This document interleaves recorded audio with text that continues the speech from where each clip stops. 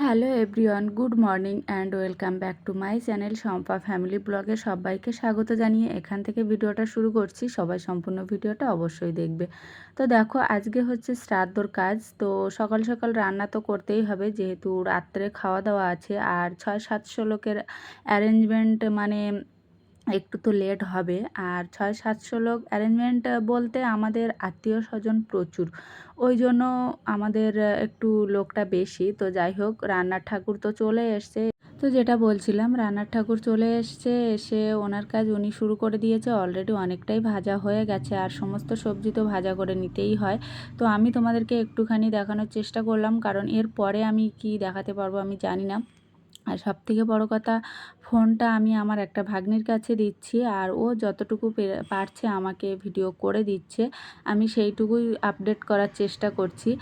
আর একটা কথা হচ্ছে যে শ্রাদ্ধর কাজে যতক্ষণ আমরা মানে একটু ফাঁকা থাকি ততক্ষণ ফোনটা হয়তো আমাদের কাছে থাকে, কিন্তু আদার্স টাইম তো আমরা ফোন কাছে নিতে পারবো না। ওই জন্য তো শ্রাদ্ধে কত লোক কীভাবে বসছে সবাই সবটা ভিডিওটা দেখো, দেখলে বুঝতে পারবে আসলে বড় ফ্যামিলি হলে যেটা হয় আর কি। তো রান্নার কাজে এই যে দেখো সবাই হেল্প করছে। তো চলো তোমাদের মাছের আইটেমটা দেখাই।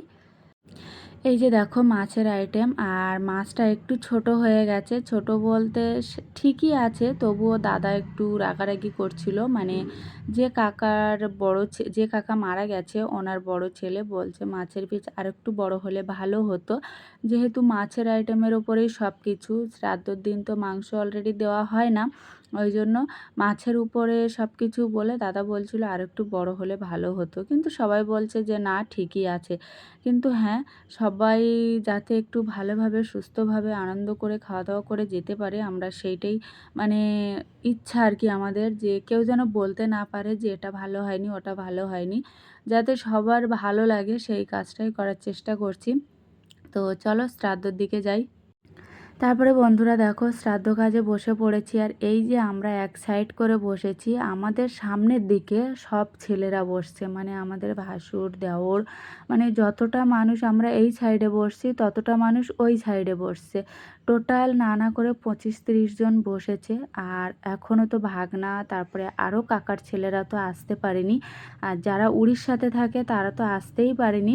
তো এখন আপাতত এই মানুষগুলো, আর এদিকে আমার বড়জার ছেলে, ওদের জায়গা এই সাইডে হয়নি বলে ওরা আমাদের এই সাইডটা বসেছে। মানে বুঝতে পারছো, এই পুরো উঠোনটা জুড়েই শ্রাদ্ধর কাজ চলছে। মানে বললাম না অনেকটা বড় ফ্যামিলি। তো এই শ্রাদ্ধ কাজ মানে সম্পূর্ণ হয়ে গেলে আমরা আবার নদীতে যাব।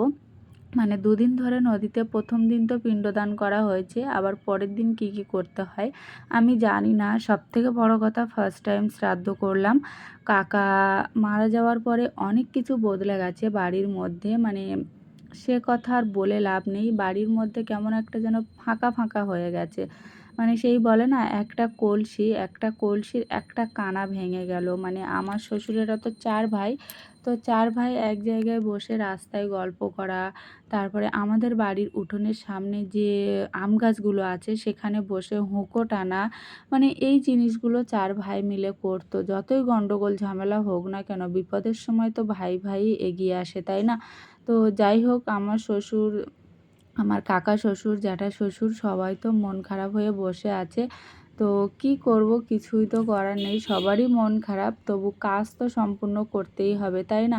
তো এখান থেকে বড় থেকে ছোট সাজানো হয়েছে। প্রথম বসছে বড় জা, তারপরে আমার একটা দেওরের বউ, মানে ওই কাকা শ্বশুরের ছোট বৌমা, উনি আমারও ছোট। তারপরে সাজাতে সাজাতে সবাই বসছে আর কি।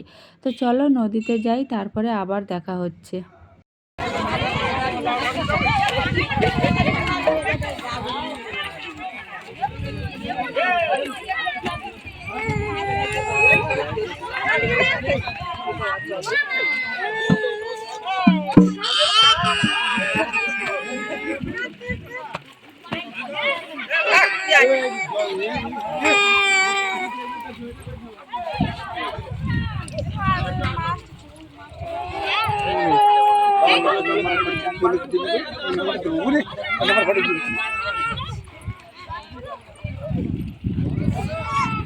শুভ আরে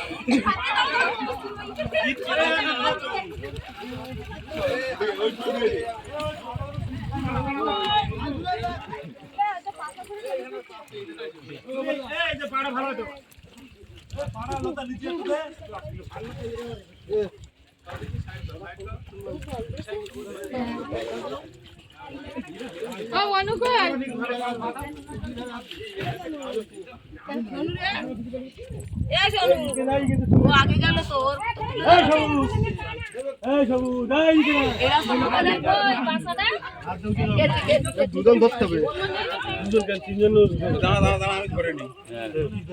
আরে উঠে যাবো।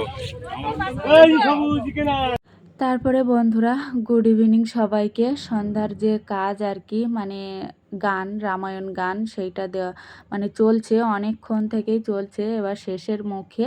তো আমরা এখানে ননদ যা সবাই দাঁড়িয়ে আছি এখানে, আর আশেপাশে অনেকে সবাই দাঁড়িয়ে আছে, লোকজন অনেকে খেতে গেছে, অলরেডি 2 ব্যাচ কিন্তু উঠে গেছে, যেহেতু 600-700 লোকের আয়োজন। আর সব থেকে বড় কথা আমাদের জামাই, মানে আমাদের যে জামাইগুলো আছে তারাই হচ্ছে নানা করে 20 থেকে 25 জন।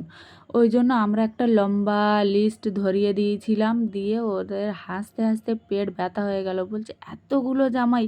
তো কিছু করার নেই, সবাইকে এক এক করে ডাকা হচ্ছে আর সবাই আসছে আর প্রণামী দিয়ে প্রণাম করে চলে যাচ্ছে। আর আমরা এই এক সাইডে দাঁড়িয়ে আছি, যেহেতু আমাদের যখন তেল দেবে, তেল হলুদ যেটা বলে আর কি, তখন দিলে তারপরে আমরা খাওয়া দাওয়া করতে পারবো, তাছাড়া করতে পারবো না।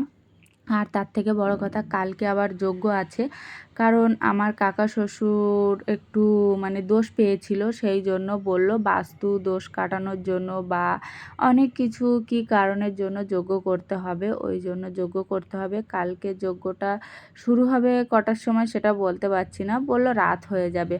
তো যাই হোক, কত লোক দেখো এইদিকে, আর সবাই তো গোড় দেবে, মানে ছেলেদের যে নিয়ম সেই নিয়ম তো পালন করতেই হবে। আর আমরা এদিকে দেখো টাক বাজাচ্ছিলাম, এটা হচ্ছে আমার এক কাকিমার ছেলে, এ আমাদের সঙ্গে যেমন ফ্রেন্ডলি মেশে আমরাও তেমন ফ্রেন্ডলি মিশি।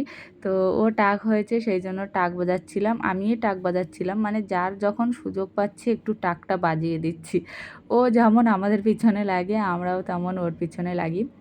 আর এদিকে দেখো জামাই ডাকতে ডাকতে দম বেরিয়ে গেল, মানে গান আর শেষ করতে পারছে না জামাই ডাকতে ডাকতে। আর এটা হচ্ছে আমার ননদের ছেলে, আমার বাপের বাড়ির কাছে বিয়ে হয়েছে, ছোট ননদ, মানে ছোট কাকা শ্বশুরের মেয়ে। উনি আর একজন, ওকে আমি বলি সাতজেলের মাল, আর ওরা আমাকে বলে তুমি কোথাকার, আমি বলি আমি এখন সাতজেলের মাল নই। তো যাই হোক, আমার বড় যারা এখানে সবাই বসে আছে আর আমরা একটু কথা বলছি, কারণ এই যে দেওরের পিছনে আমরা ভীষণ লাগি, কিছু করার নেই। তো যাই হোক, আমার কাকিমাকে তোমাদেরকে দেখাই, যে কাকা মারা গেছে, ওনার স্ত্রী এই, কারণ উনি প্যারালাইজড, মানে কি বলবো, এই কাকিমা যদি সুস্থ থাকতো তাহলে হয়তো কাকা আর কটা দিন বাঁচতো, কিন্তু কি করবে, কিছু করার নেই। আর সবথেকে বড় কথা, কাকার ছেলেরা যে দেখতে ত্রুটি করেছে তা কিন্তু নয়, সবাই দেখাশুনো করেছে, সবাই খুব ভালোভাবে মানে যত্ন করেছে, কিন্তু কথাটা হচ্ছে কাকিমা অসুস্থ, ওই জন্য তো সমস্যা হয়ে গেল। তারপরে সবাই খাওয়া দাওয়া করতে চলে আসলো রাত্রে, আমাদের তেল দিয়ে দিয়েছে, ওই জন্য আমরা রাত্রে খেতে পারবো। আর মেন কাকার যে 2 ছেলে ও আর বৌমা, ওনারা খেতে পারবে না, যেহেতু ওনাদের যজ্ঞ করতে হবে কালকে, ওই জন্য ওনারা খেতে পারবে না। কিন্তু আমরা যে এখানে খাওয়া শুরু করেছি, আমরা কিন্তু খেতে পারিনি, কেউ কিন্তু মাছ কিছুই খেতে পারিনি, জাস্ট একটুখানি শুক্তো দিয়ে খেয়েছে আর পটল চিংড়িটা খেয়েছে, তাছাড়া কিন্তু আর কেউ খেতে পারিনি। মানে 13-14 দিন পুরো বিনা হলুদ, বিনা মানে তেলে এইসব খাওয়া, তো হঠাৎ মাছটাও খাওয়াও মানে উচিত হচ্ছে না, কিন্তু কি করব, আমাদের তেল দিয়ে দিয়েছে, আমাদের তো একটুখানি মুখে দিতেই হবে, যেটা নিয়ম আমাদের, সেই নিয়মটা তো পালন করতেই হবে। তো কী কী রান্না হলো সেটা তোমাদেরকে আমি বেশিটা দেখাতে পারবো না। আর শ্রাদ্ধ বাড়ি তো মাংসর তো নিয়ম নেই, সেটা নিমযজ্ঞর দিন হয়, মানে পরের দিন। তো এটা হচ্ছে পটল চিংড়ি আর দই, মিষ্টি, পাঁপড়, শুক্তো, ডাল, তারপরে আরেকটা কি করেছিল, অনেক কিছু আইটেম করেছিল, মাছের তরকারি করেছিল, কিন্তু আমরা কিছুই খেতে পারিনি। আমার মাছটা লাস্টে তোমাদের দাদাকে দিয়েছিলাম, যে আমি মাছ খেতে পারবো না, তুমি খাও। তো আমি জাস্ট শুক্তো দিয়ে খেয়েছিলাম আর এই যে পটল চিংড়ি দিয়ে খেয়েছিলাম, দুবার করে নিয়েছিলাম আমি। আর আমার ছোট যা মানে আমার কাকা শ্বশুরের বৌমা, ও তো পটল চিংড়ি করে পাগল। তো লাস্টে আমি ওই সমাজের মাঝখানে উঠে দাঁড়িয়ে আমি বলছি, কী রে মামনি তোর পটল চিংড়ি দিয়েছিল? বলে হ্যাঁ আমি 3বার করে নিয়েছি। তো চলো খাওয়া দাওয়াটা কমপ্লিট করি। আর আজকের ভিডিওটা এই পর্যন্তই রাখছি। কেমন লাগলো অবশ্যই জানিও। আর এই যে দেখো মাছ দিচ্ছে, মাছ কিন্তু আমি খেতে পারিনি। তোমাদের দাদাকে বললাম মাছটা তুলে নাও, কারণ আমি মাছ খাবো না। আর যারা খাবার সার্ভ করছিল তারা বলছে সবটাই তো নানা করছো, তো খাবে কি? আমি বলছি আমি সত্যি খেতে পারছি না, কারণ আমার খুব কেমন একটা লাগছে। তো তোমাদের দাদা মাছটা অলরেডি তুলে নিল। আর এই যে দেখো সবাই টাক, যেদিকে তাকাবে সেদিকেই টাক টাক আর টাক। তো যাই হোক, ভিডিওটা কেমন লাগলো অবশ্যই কমেন্ট করে জানাবে। এই পর্যন্তই রাখছি, দেখা হবে নতুন ভিডিওতে। Tata, good night.